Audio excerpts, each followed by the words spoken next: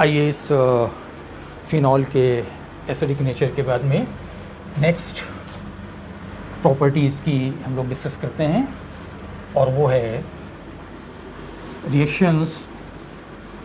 ये हम लोग रिएक्शंस देख रहे हैं, reactions due to OH group. तो पहला हो गया हमारा रिएक्शन विद FeCl3, दूसरा हो गया acidic nature of phenols, and the third one is the acetylation. Acetylation ये OH ग्रुप का एसिटाइलेशन है। OH ग्रुप में हाइड्रोजन हट करके एसिटिल ग्रुप का जोड़ना जो है वो कहलाता है एसिटाइलेशन। और एसिटाइलेशन करने के लिए हमारे पास में दो मेथड्स हैं, या तो एसिटाइलेशन हम करें एसिटिक एनहाइड्राइड से, या एसिटाइलेशन करें हम एसिटिक एनहाइड्राइड से। क्या इंपॉर्टेंस है? एल्कोहल्स के केस में हम लोग दे चुके हैं, फिर अभी फिनॉल्स के केस में देखिए ये हो गया हमारा C6H5OH। अब इसमें से इस हाइड्रोजन को हम रिप्लेस करना है हमको एसिटिल ग्रुप से। तो एसिटिल ग्रुप क्या कहलाता है हमारा? CH3CO group. This is the acetyl group. इसको शॉर्ट में हम एसिटिल ग्रुप को लिखते हैं कैपिटल A स्मॉल c। अगर कहीं पे ये लिखा हुआ हो AC, इस मीन्स होता है एसिटिल ग्रुप। तो इसका हमको करना है, तो पहला हम ले लेते हैं इसमें से CH3CO, this is CO and this is CH3। Compound क्या है? Acetic anhydride. इस एसिटिक एनहाइड्राइड को लिखने का एक मेथड और है, ये हो गया देखिए एक AC, ये AC बताया था, ये AC हो गया, ये AC हो गया, ये दोनों AC एक ऑक्सीजन के साथ में। तो इसको हम ऐसे जब लिखा हुआ हो AC2O, इसका मतलब क्या हो गया? Acetic anhydride. ACOH, इसका मतलब क्या हो गया? CH3CO और OH, एसिटिक एसिड। तो यहाँ पे लिया हमने एसिटिक एनहाइड्राइड। एसिटिक एनहाइड्राइड के साथ में जब हम इसको गर्म करेंगे तो यहाँ से हाइड्रोजन जो है वो रिप्लेस हो गया और ग्रुप जुड़ गया COCH3। रिएक्शन ये कहाँ से करेगा? ग्रुप ये टूटेगा यहाँ पर, इसलिए टूटेगा क्योंकि कार्बोनिल ग्रुप जो है इसमें आयनिक करेक्टर, ये इलेक्ट्रॉन्स जाएगा यहाँ पर प्लस चार्ज हो जाएगा। कार्बन ऑक्सीजन बॉन्ड जो है सबसे ज़्यादा यहाँ पर आयनिक नेचर का है, इसलिए सबसे पहले हेटेरोलिटिक फिजन यहीं से होगा। और जब यहाँ से होगा तो ये इलेक्ट्रॉन्स यहाँ पर चले जाएंगे, कार्बन पर पॉजिटिव चार्ज आएगा। हमेशा एसिटिल ग्रुप जो है कार्बोनिल कार्बन पर कार्बन पर से ही रिएक्शन करता है। तो ये कार्बन कार्बन से रिएक्शन किया इसने, तो ये हो गया हमारा। अब इस कंपाउंड का नाम क्या है? ये CH3COO, ये एसीटेट आयन है, तो इसका नाम हम कह सकते हैं फिनाइल एसीटेट। Phenyl acetate. अब इसमें से हो क्या रहा है? ये जो OH ग्रुप है इसका हाइड्रोजन हट करके एसिटिल ग्रुप लग गया है। इसको हम बोलते हैं acetyl derivative of phenol. Derivative of phenol. ठीक, हम किसी फिनॉल्स में नंबर ऑफ OH ग्रुप मालूम कर भी हम इससे करते हैं कि अगर किसी फिनॉल में एसिटाइलेशन में एक मालिक्यूल एसिटिक एनहाइड्राइड या एसिटिल क्लोराइड का यूज़ हुआ है तो इसका मतलब ये हुआ कि वो मोनोहाइड्रिक फिनॉल है। अगर इसके केस में मान लीजिए इसमें कोई हम दूसरा कंपाउंड ले लें, ये ले लिया हमने डाईहाइड्रोक्सी वाला ले लिया, तब क्या होता है? पहले एक का एसिटाइलेशन होगा, उसके बाद में फिर दूसरे का एसिटाइलेशन होगा, और जब दूसरे का एसिटाइलेशन होगा तो प्रोडक्ट हमारे पास में मिल जाएगा। ये है मोनोएसिटिल डेरिवेटिव। मोनोएसिटिल डेरिवेटिव अगर इस कंपाउंड से हम देखें तो ये मोनोएसिटिल डेरिवेटिव हो गया, और अगर दोनों रिप्लेस हो जाएँ हाइड्रोजन इसके तो ये हो गया हमारा OCOCH3। ये क्या कहलाएगा? Diacetyl derivative. तो formation of diacetyl derivative indicates the presence of 2 hydroxyl group, and formation of monoacetyl derivative indicates that only 1 phenolic group is present in this phenol. ठीक है, तो ये एक रिएक्शन इसलिए भी इम्पॉर्टेंट है, और इस रिएक्शन को हम कहलाते हैं, दूसरा एक भी है protection of OH group. OH group जो है ये highly ortho and para directing group होता है, और इतना ज़्यादा आर्थो पैरा डायरेक्टिंग होता है, जब अभी आगे हम रिएक्शंस में देखेंगे कि अगर OH ग्रुप प्रेजेंट हैं तो जब भी इलेक्ट्रोफिलिक सब्स्टिट्यूशन हम कराएंगे तो इसके तीनों पोजीशन के ऊपर साइमल्टेनियसली रिएक्शन हो जाता है।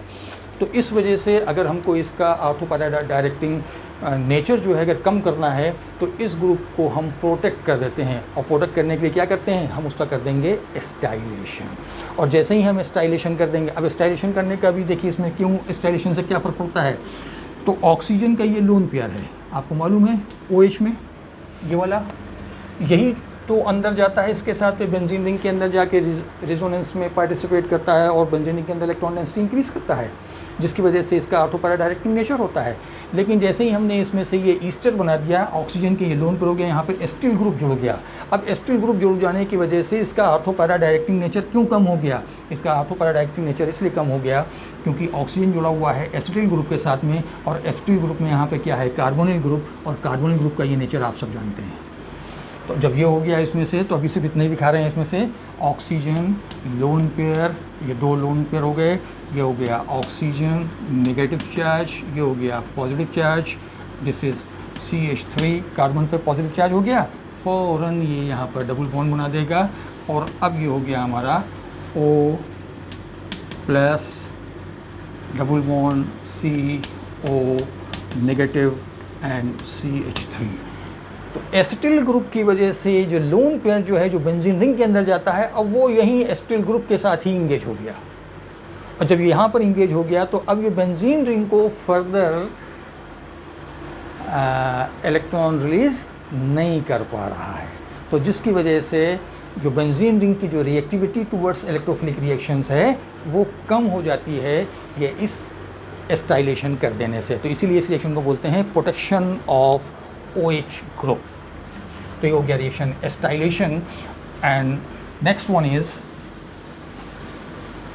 नेक्स्ट इसमें से आपको रिएक्शन विद PCl5। आइए एक और इम्पॉर्टेंट रिएक्शन है फिनॉल का PCl5 के साथ रिएक्शन।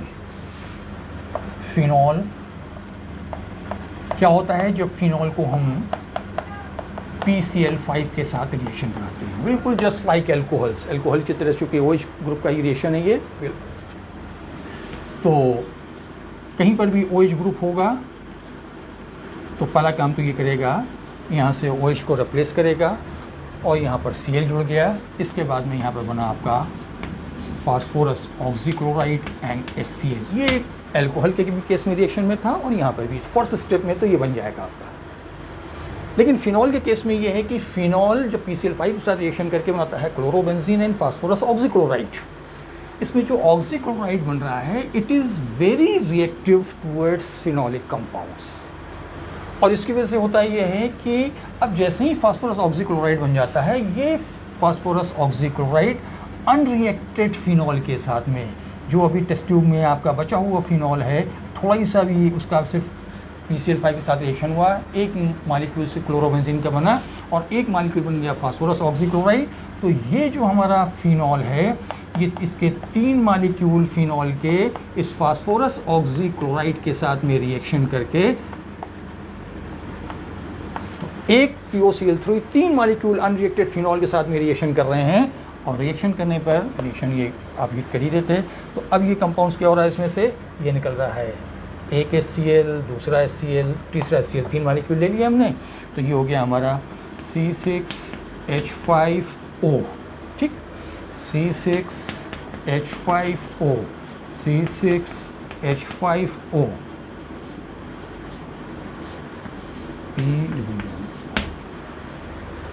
अब ये कंपाउंड क्या बन गया, ट्राईफिनाइल फॉस्फेट। इसका नाम है ट्राईफिनाइल फॉस्फेट। तो जब भी फिनॉल का रिएक्शन PCl5 के साथ कराया जाता है तो बहुत कम क्वांटिटी में, अमाउंट में क्लोरोबेंजीन बनता है, जिसको हम ले सकते हैं it is formed in traces, ठीक है।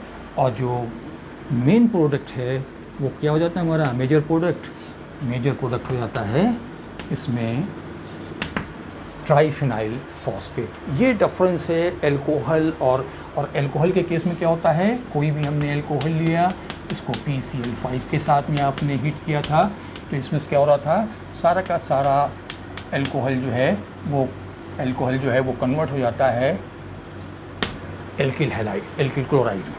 अब ये एल्किल क्लोराइड बन गया, OH रिप्लेस हो गया, Cl से हो गया, तो इसमें तो हमको मिलता था एल्किल क्लोराइड, जबकि यहाँ पे हम देख रहे हैं कि एरिल क्लोराइड जो है वो ट्रेसेस में बन रहा है, मेन प्रोडक्ट जो मिल रहा है ट्राईफिनाइल फॉस्फेट बन रहा है। तो ये थोड़ा सा एल्कोहल और फिनॉल में ये डिफरेंस है PCl5 रिएक्शंस के साथ में। अब इस PCl5 के बाद में अगला रिएक्शंस था रिएक्शन विद अमोनिया। देखिए फिर एक इम्पॉर्टेंट रिएक्शन है, अगर फिनॉल को अमोनिया के साथ में हीट किया जाए तो क्या होगा। What happen when phenol is heated with ammonia in presence of zinc anhydrous zinc chloride catalyst। Condition क्या है इसमें से, जिंक क्लोराइड कैटलिस्ट, ठीक है।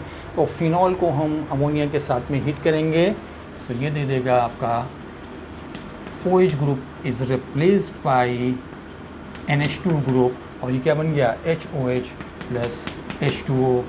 इसको जिंक क्लोराइड एब्जॉर्ब कर लेगा और यहाँ पे जो प्रोडक्ट मिल रहा है वो क्या मिल रहा है, aromatic primary amine. Aromatic primary amine या कंपाउंड का नाम है एनिलीन। तो फिनॉल से अगर आपको एरोमेटिक एमीन बनाना है, एरोमेटिक प्राइमरी एमीन बनाना है, तो फिनॉल का रिएक्शन हम करा देंगे अमोनिया के साथ में, और यहाँ मिल गया प्राइमरी एमीन।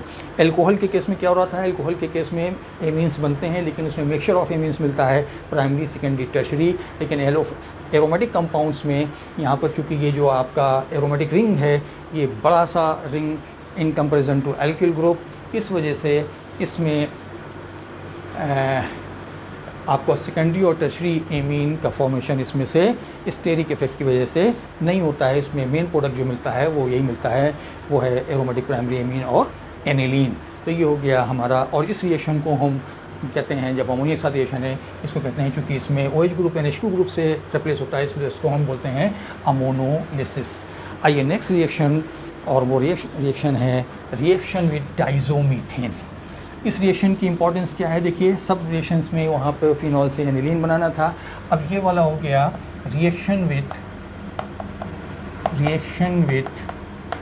डाइज़ोमीथेन CH2N2 डाइज़ोमीथेन।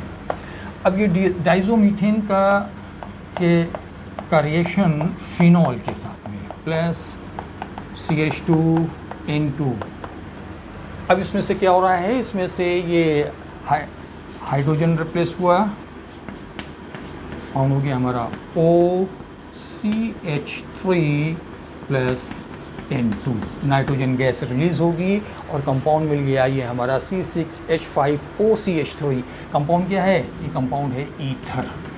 तो फिनॉल से ईथर बनाना ये मेथड हमारे पास में है, और वो है डाइज़ोमीथेन के साथ में। लेकिन ईथर भी कौन सा बना सकते हैं हम, इसमें से हम मिथॉक्सी ईथर बना सकते हैं, क्योंकि यहाँ CH2N2 के साथ रिएक्शन करा रहे हैं, N2 यहाँ से रिलीज़ कर जाएगी, CH2 एक ये हाइड्रोजन CH3 हो गया, तो यहाँ पे हो गया हमारा OCH3। तो मिथॉक्सी ईथर बनाने के लिए ये मेथड है कि अगर फिनॉल को हम डाइज़ोमीथेन के साथ रिएक्ट करा दें तो कंपाउंड मिलता है। अब इस कंपाउंड का नाम क्या है, वैसे तो नाम आप इसका कह सकते हैं मेथिल फेनिल ईथर। ये ऑक्सीजन हो गया, ये कार्बन, तो ये कंपाउंड जो है वो ईथर है, या दूसरा नाम इसका है एनीसॉल।